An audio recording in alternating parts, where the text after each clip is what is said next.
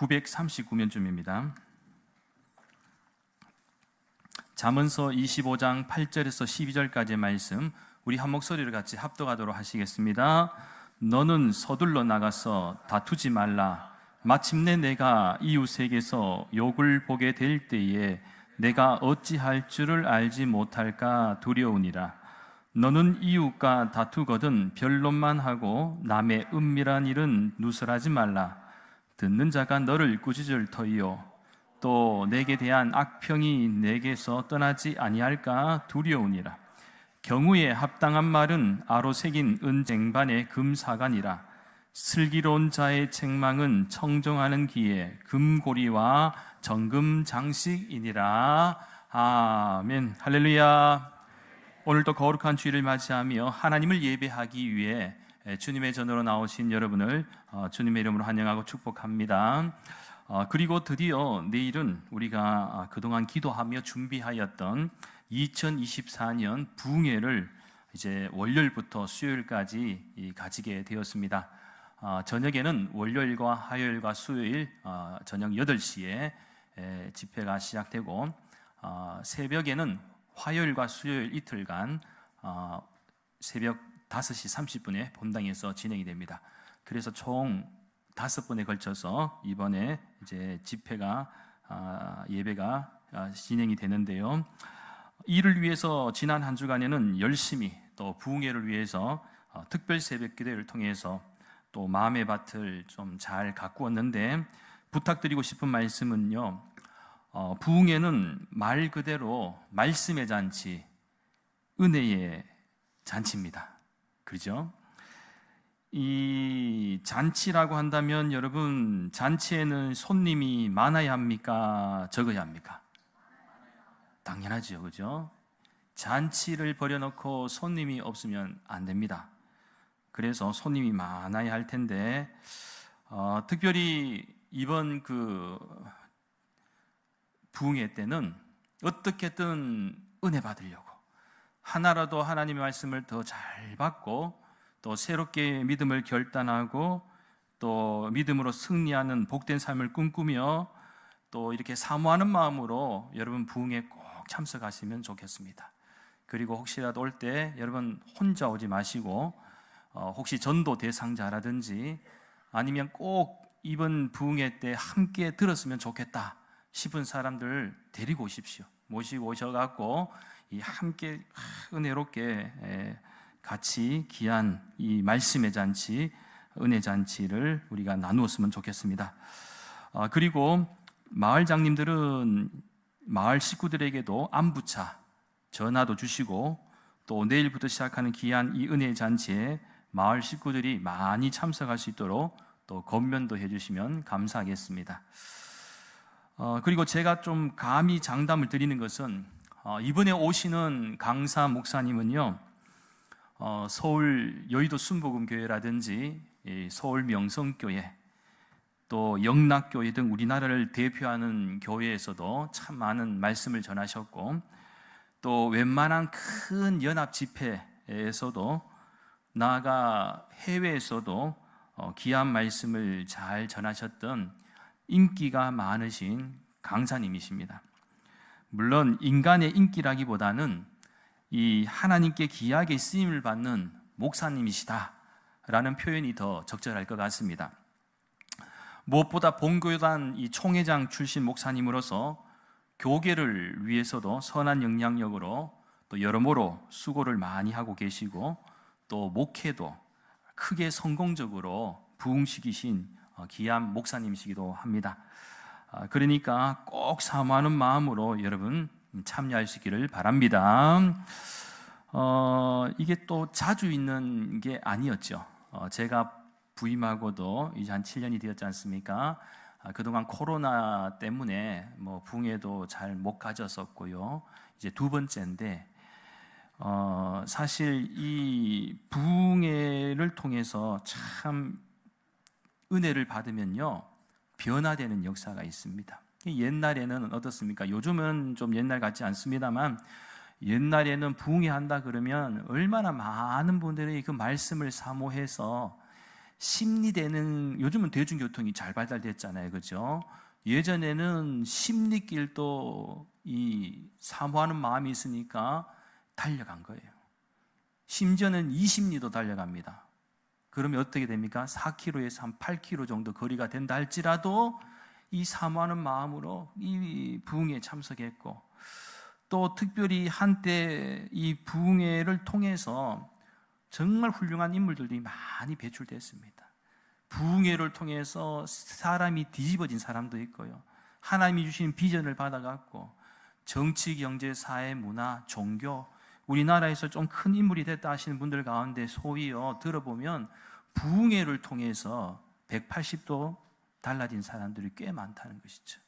그래서 이번 부흥회를 통해서도 하나님이 내게 주신 말씀이 무엇인지 나는 알 수 없지만 사모하는 마음으로 오는 분들에게는 틀림없이 하나님이 주시는 큰 은혜가 있을 줄 믿습니다. 그래서 꼭 사모하는 마음으로 참여할 수 있기를 바라겠습니다. 그런 의미에서 오늘 이 시간에는 앞뒤 자분들에게 이렇게 축복하며 인사를 했으면 좋겠습니다. 부흥회에 꼭 참석하여 은혜 받읍시다. 부흥회에 꼭 참석하여 은혜 받읍시다. 한 번만 더 인사하겠습니다. 안 오시면 후회하십니다. 할렐루야. 바라옵기는 하나님께서 오늘 이 시간에도 은혜 주시기를 예수님의 이름으로 간절히 축원합니다. 오늘 이 시간에는 은쟁반의 금사가라는 제목으로 잠시 하나님의 말씀을 나누도록 하겠습니다. 살다 보면 우리는 말이 가지고 있는 힘을 발견하게 됩니다. 즉 말이 품고 있는 힘이 있다라는 사실이죠. 그런 의미에서 성경도 어떻게 보면 말의 힘이 담겨져 있습니다. 성경에는 말의 힘이 있다는 것이죠. 한번 생각해 보십시오. 하나님께서 천지 만물을 창조하실 때 무엇을 통하여 창조하셨습니까?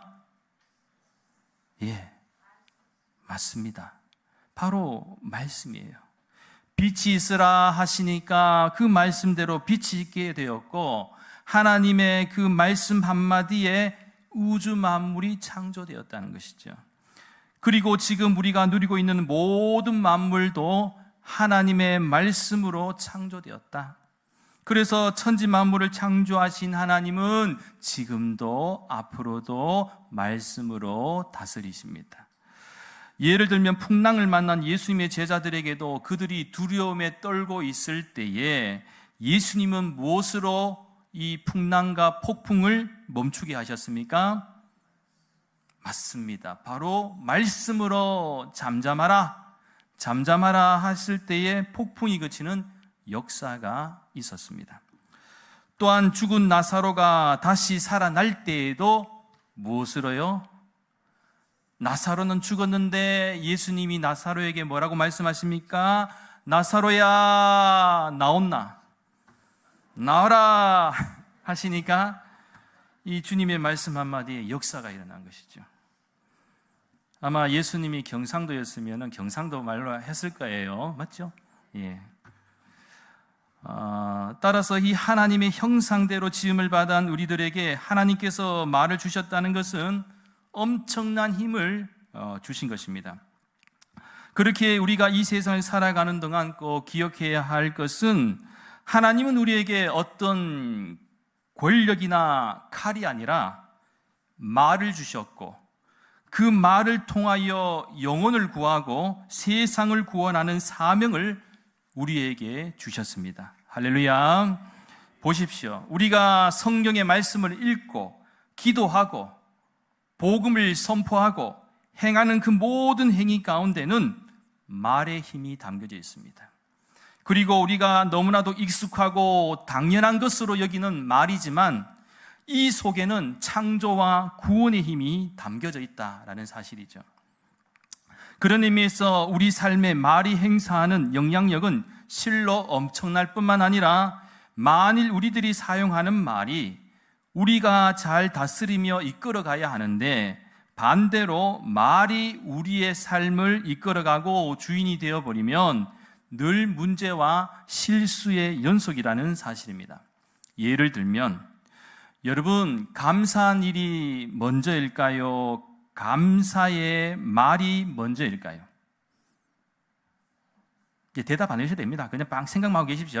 뭔가 하긴 해야 되는데 부끄럽기도 하고 확실하게 얘기하기 어려운데, 감사한 일이 먼저일까, 감사의 말이 먼저일까라고 할 때는 일반적인 상식의 수준에서는 감사한 일이 먼저지요. 그죠? 그리고 그 뒤에 감사의 말이 나옵니다. 그러나 성경에서 우리에게 가르쳐 주시는 관점은 다릅니다. 범사에 감사라는 주님의 말씀, 사도 바울을 통하여 들려주시는 말씀은 오히려 그 반대라는 사실입니다. 먼저 감사하는 입술과 말이 있을 때 감사의 복이, 감사의 역사가 일어난다는 사실입니다. 따라서 우리는 늘 내 입에 감사의 말을 담아 살아야 하고, 내 입으로 표현되는 말이 내 삶을 선하고 아름답게 이끌어가는 말이 되어야 할 줄 믿습니다. 사도 바울과 실라도 감옥에 있을 때 원망과 불평이 아니라 무엇을 했습니까? 하나님을 찬양함으로써 옥문이 열리는 놀라운 은혜와 역사를 경험하였습니다. 그렇게 오늘 이 시간에는 오늘 본문의 말씀을 통해서 우리가 배울 수 있는 교훈을 크게 세 가지 관점에서 간략히 말씀을 좀 나누도록 하겠습니다. 첫째는 말에 조심하고 비밀을 지키며 때로는 침묵하는 것이 복이 됩니다. 오늘 본문 8절부터 10절까지의 말씀에 주목합니다. 너는 서둘러 나가서 다투지 말라. 마침내 내가 이웃에게서 욕을 보게 될 때에 내가 어찌할 줄을 알지 못할까 두려우니라. 너는 이웃과 다투거든 변론만 하고 남의 은밀한 일은 누설하지 말라. 듣는 자가 너를 꾸짖을 터이요 또 내게 대한 악평이 내게서 떠나지 아니할까 두려우니라. 이 말의 힘은 악용될 수 있습니다. 그러니까 칼만 사람을 해치는 것이 아니라 오늘날과 같이 인터넷이 발달하고 매스컴이 발달하고 SNS가 발달한 우리 시대는 말의 힘이 총과 칼의 힘보다 더 무서울 수 있다는 것입니다. 그래서 신약성경 야고보서 3장 8절 말씀에서 혀는 능히 길들일 사람이 없나니 쉬지 아니하는 악이요 죽이는 독이 가득한 것이라. 이렇게 야고보 사도는 아주 세게 이 표현을 하였습니다. 즉 길들여지지 않는 이 야생의 말과 같이 언어의 말도 길들여지지 못하면 큰 재앙을 초래하고 잘못된 말의 폐해가 그만큼 심각하다라는 사실입니다. 특별히 오늘 본문의 말씀에서 잠언서 기자는 너는 서둘러 나가서 다투지 말라고 설명하고 있고 은밀한 일을 누설하지 말라고 경고하지요. 만일 이 문제에 실패하면 여러분 어떻게 됩니까? 인간관계가 단절될 수밖에 없다. 문제가 생길 수가 있다라는 것이죠. 그래서 은밀한 일을 누설하지 말라. 참 이게 어려운 것이요. 꼭 어떤 분이 그러죠. 와서 이거는 너만 알고 있는 거야. 너한테만 얘기하는 거야. 보면 다 알고 있어요. 그죠? 정말 너만 알고 있으라고 하면 너만 알고 있게 해야 됩니다. 그죠? 그런데 너만 알고 있어야 된다는 것 치고 별로 중요한 게 없다는 것이 또 문제죠. 저도 한 번씩 부담스러울 때가 목사님, 이거는 목사님만 알고 계세요. 그리고 기도만 해주시면 됩니다. 라고 해서 그렇게 알고 있었는데 얼마 지나 보면 다 알고 있어요. 그러면 좀 뻘쭘해요. 아유, 내가 얘기 안 했는데 또 내가 얘기했는 것처럼 또 오해받을까봐 괜히 그런 거 있잖아요. 그렇기 때문에 여러분, 당신만 알고 있으면 좋겠다라고 생각하면 그 약속을 가급적 지키시 바랍니다. 그러면 별로 중요하지 않다 싶으면 너만 알고 있으라고 하지 마십시오. 무슨 말씀인지 아시겠죠? 분명하게 할 필요가 있어요. 만약에 나만 알고 있다고 생각했는데 다 알고 있어. 그러면 얼마나 뻘쭘한지 모릅니다. 좀 당황스럽죠. 자, 그렇습니다. 비밀은 가급적이면 지켜주는 거 중요합니다. 그리고 10절 말씀처럼 어떻게 되느냐? 이렇게 했던 문제가 생기면 꾸짖음을 당하고 자신에 대한 악평이 떠나지 않게 된다는 것. 그렇기에 우리가 말과 혀를 잘 사용하면 말과 혀는 하나님이 우리에게 주신 가장 아름다운 선물이 될 수 있지만 그렇지 못할 때는 상대방을 죽일 수 있는 강력한 무기가 된다는 사실입니다. 그래서 말에도 무엇이 필요한가 하면은요, 지혜가 필요합니다. 그리고 그 중에서 가장 좋은 방법 가운데 하나가 바로 침묵입니다. 그래서 이 부분은 구약성경 잠언서 10장 19절 말씀에 주목하시면 말이 많으면 허물을 면하기 어려우나 그 입술을 제어하는 자는 지혜가 있느니라. 잠언서 기자는 이렇게 잘 설명하고 있는데요, 때로는 침묵이 최고의 말이 될 수 있다는 것입니다.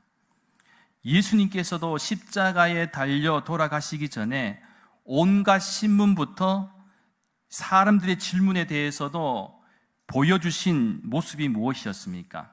어떤 구차한 변명이나 살기 위해서 하소연이라도 한 것이 아니라 예수님이 보여주신 모습은 바로 침묵이셨습니다. 그런 의미에서 누군가에게 행복을 선물하고 싶을 때, 특별히 말을 통해 누군가에게 힘이 되고 싶을 때 우리가 제일 먼저 고려해야 할 것은 바로 침묵입니다. 침묵이 때로는 가장 좋은 말이 될 수도 있습니다. 제가 아는 분 가운데도 예전에 이런 말씀을 하신 적이 있습니다. 목사님, 제가 말이 많아요. 말이 너무 많아서 제가 생각해도 참 말이 많은데 문제는 뭐 말이 많을 수는 있잖아요, 그렇죠? 그런데 이 말을 하고 나니까 늘 후회한다는 게, 말을 하는데 후회한다 하면은 이분이 실수가 좀 있다는 것입니까? 없다는 것입니까? 이 실수가 있는 것 같고 본인도 아는 거예요. 그리고 실수 안 하고 싶지만 또 말을 안 할 수도 없고 자꾸 말을 하는데 자꾸 뭔가 불편해, 후회하고 있는 일들이 자꾸 생기는 거예요. 그게 뭘 얘기하고 싶습니까? 그만큼 많은 말을 한 만큼 실수도 많을 수밖에 없다는 증거겠죠. 그런 것 같습니다. 말이 많으면 실수도 있는 법입니다. 그런데 말 실수를 줄이는 가장 좋은 방법은 말을 조금만 줄여보는 것이죠. 제가 교육전도사 시절에 한 5년이 넘는 시간 동안 이 청각장애인교회에서 아동부를 섬긴 적이 있습니다. 그때 제가 맡아 가르쳤던 한 아이와의 대화를 아직도 저는 기억하고 있습니다. 장애로 태어난 것에 대해서 불행하고 원망할 수도 있는데 이 친구는요, 그때 뭐라고 얘기했느냐 하면, 전도사님, 저는 말 못하는 농아로 태어나서 너무 행복해요. 물론 부모님께서 저를 이렇게 농아로 태어나게 해서 미안해 하시는 모습을 제가 볼 때고 있지만 오히려 저는 말을 못하니까 다른 사람한테 나쁜 말로 상처 줄 일도 없어서 좋고, 듣지를 못하니까 누구한테 나쁜 말을 듣고 상처받을 일도 없어서 좋아요. 그렇게 얘기한 거예요. 초등학생이 그렇게 얘기하니까 정말 성숙한 생각을 갖고 있죠. 그때 저는 망치로 제 머리를 한 방 얻어맞은 것 같았습니다. 신체적으로도 건강하고 아직 젊고 힘이 있고 환경적으로도 살아갈 수 있는 능력이 있었는데 오히려 이 아이보다 못한 생각들을 한 적이 내가 더 많았기 때문에 그렇습니다. 그러니 얼마나 부끄러운지 모릅니다. 그렇습니다. 저는 우리 대구 난강교회 모든 믿음의 교우들이 없는 것에서 불평하거나 불행하게 생각하지 마시고 주신 것에 대해서 감사할 수 있는 귀한 마음이 있기를 간절히 소망합니다. 또한 우리에게 말을 할 수 있도록 하나님께서 은혜도 주셨는데 할 수 있다면 사용하는 언어에 있어서 가급적 조심하고 비밀을 지켜주며 나아가 침묵의 방법을 적절하게 잘 사용하여 다툼과 갈등을 피하는 은혜가 있기를 간절히 소망합니다. 둘째는 경우에 합당한 말입니다. 오늘 본문 11절 말씀에 주목합니다. 이 말씀은 우리가 함께 읽겠습니다. 경우에 합당한 말은 아로 새긴 은 쟁반의 금사과니라. 아멘. 조금 전에 제가 위에서 침묵에 대해서 잠깐 좀 언급을 드렸습니다만 여기서 혹시 또 오해하실 수 있는 분들이 있을 것 같아 잠깐 부연 설명을 드립니다. 침묵하라 그러면 아니 너무 침묵을 하면 상대방이 답답해서 미치지 않겠느냐는 것이잖아요. 그리고 어느 정도 표현을 해야지 소통이 되지 않겠느냐라고 반문을 할 수 있잖아요. 어떤 분들 가운데는 성질이 급해가지고 막 대화를 빨리 끝내야 되는데 침묵, 자크를 잠그고 있으면은 화가 나지요. 말을 해야 되는데 말을 안 해요. 그럼 이게 맞나요? 라고 생각할 수는 있어요. 그런데 물론 이 부분에 대해서는 동의합니다.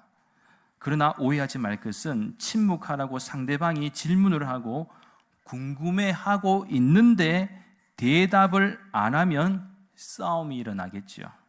예를 들면, 여보, 오늘 휴대폰으로 어느 고급 식당에서 식사 결제 내역이 찍혀 날아왔는데 누구하고 먹었어요? 대답하지 않고 침묵을 지킵니다. 그러다가는 어떻게 됩니까? 싸움이 나지요. 이때는 아내든 남편이든 좀 납득할 수 있도록 지혜롭게 또 간결하게 설명하면 됩니다. 오늘 귀한 손님이 갑작스럽게 만나게 되어서 그죠?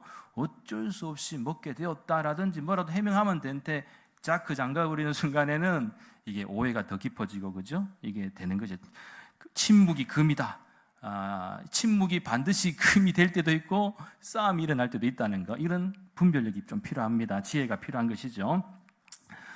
그래서 너무 대화가 안 되고 도저히 소통의 합의점이 찾을 수 없을 때에 잠시 침묵하면 좋다는 것이죠. 그리고 조금 시간이 지나면 화가 가라앉거나 좀 더 정리된 생각으로 다시 대화를 하면은 이 대화의 물꼬를 틀 수 있다라는 이야기입니다. 저는 개인적으로 성경에서 아주 지혜롭고도 경우에 합당한 말을 가장 잘 하신 분이 누굴까라고 생각했을 때 저는 예수님이라는 생각을 해보았습니다. 일단 사복음서에서 보여주시는 예수님의 말씀은 말 그대로 말의 달인과도 같고 말씀을 참 잘하시는 분이십니다.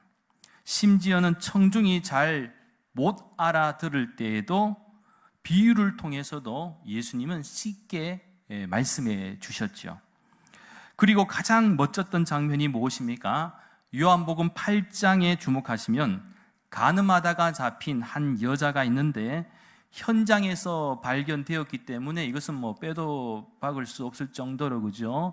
이거는 그냥 현장에서 즉결 이렇게 들킨 것이죠. 그러니 당시 유대 사회의 풍습대로라면 이것은 사형입니다.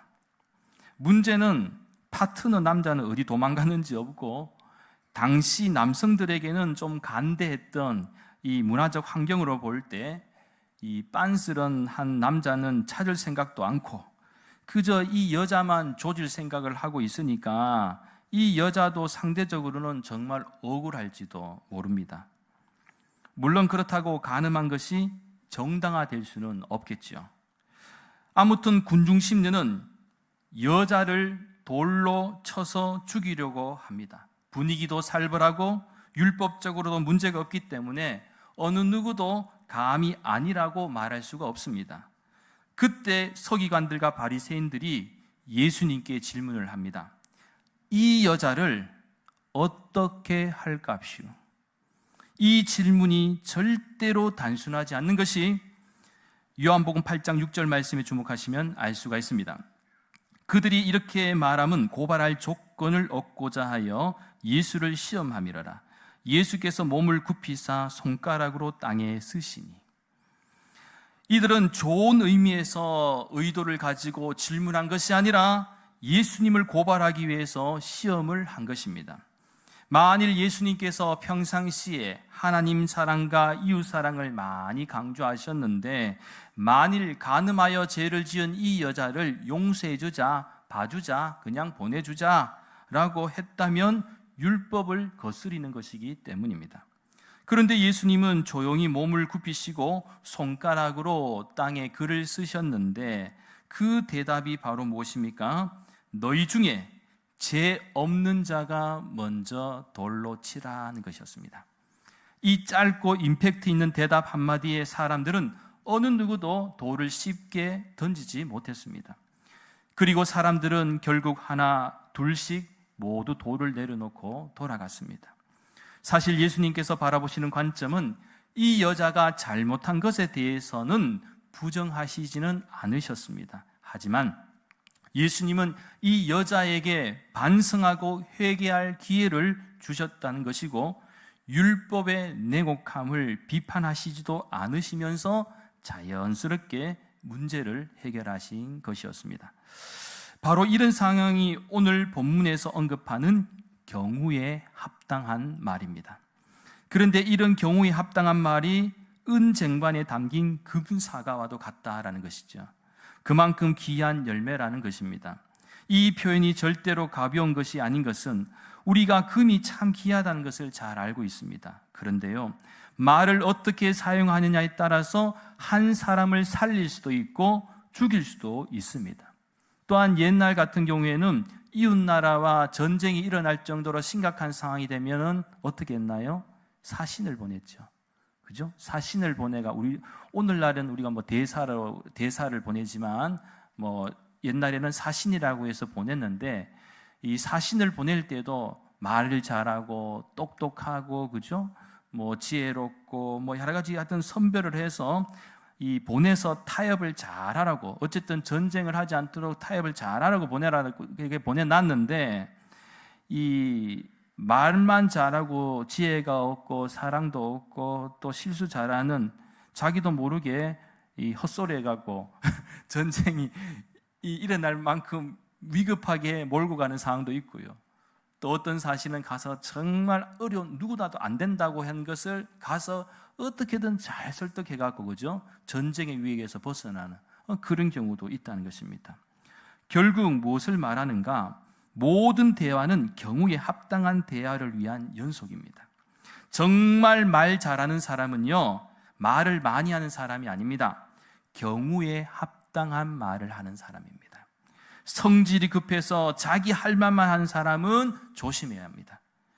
또한 3-4-1원이라고 하는 이 사자성어가 있듯이 한마디의 말을 하기 전에 3번을 생각해야 하는데, 요즘 우리 시대는 초스피드 시대라서 그런지 생각하고 말해야 하는데 말하고 생각하는 사람들이 많이 있습니다.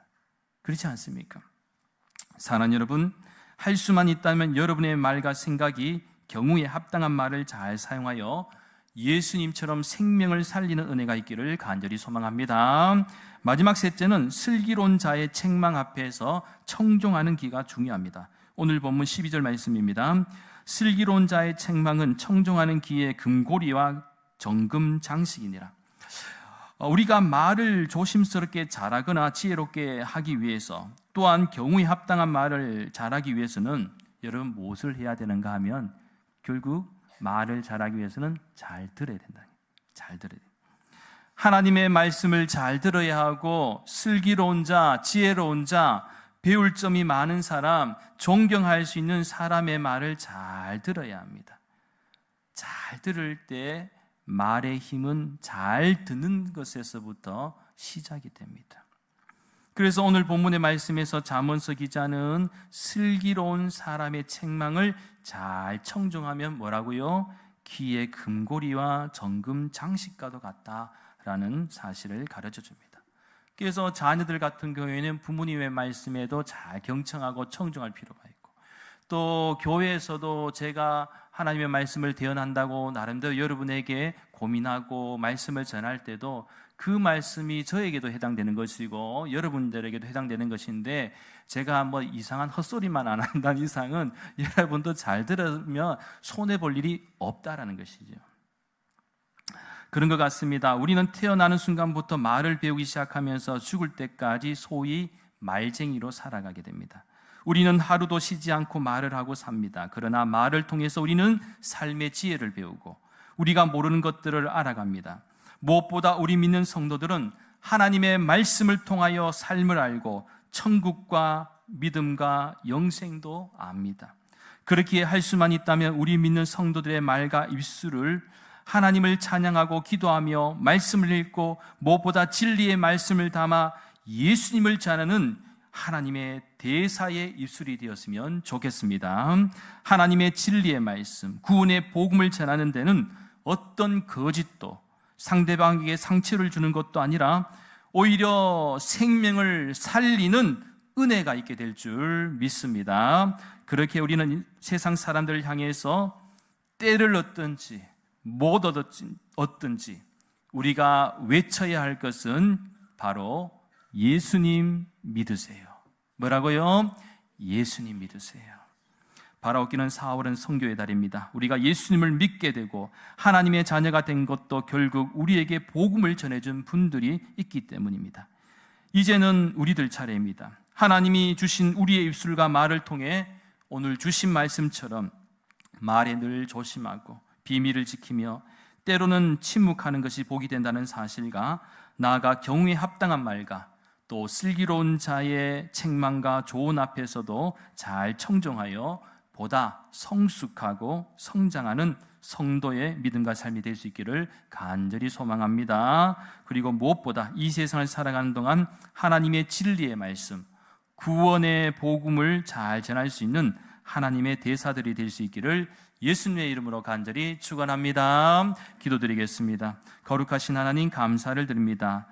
우리에게 주신 말의 힘과 위력을 우리는 잘 알고 있습니다. 특별히 하나님이 주신 우리의 입술과 말을 통해 오늘 주신 말씀처럼 말에 늘 조심하고 비밀을 지키며 때로는 침묵하는 것이 복이 된다는 사실과 나아가 경우에 합당한 말과 슬기로운 자의 책망과 조언 앞에서도 잘 청정하여 보다 성숙하고 성장하는 성도의 믿음과 삶이 될 수 있게 해주시고 무엇보다 이 세상을 살아가는 동안 하나님의 진리의 말씀, 구원의 복음을 잘 전할 수 있는 하나님의 대사들이 될 수 있도록 역사하여 주시옵소서. 감사드리며 모든 말씀 거룩하신 예수님의 이름으로 간절히 기도하옵나이다. 아멘.